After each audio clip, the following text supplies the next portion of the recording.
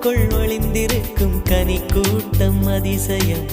வண்ணத்து பூச்சி உடம்பில் ஓவியங்கள் அதிசயம். துளை செல்லும் காற்று மெல்லிசையாதல் அதிசயம். குருநாதர் இல்லாத குயில் பாட்டு அதிசயம். அதிசயமே அசந்து போகும் நீ எந்த அதிசயம். கல் தோன்றி மண் தோன்றி கடல் தோன்றும் முன்னாலே உண்டான காதல் அதிசயம்.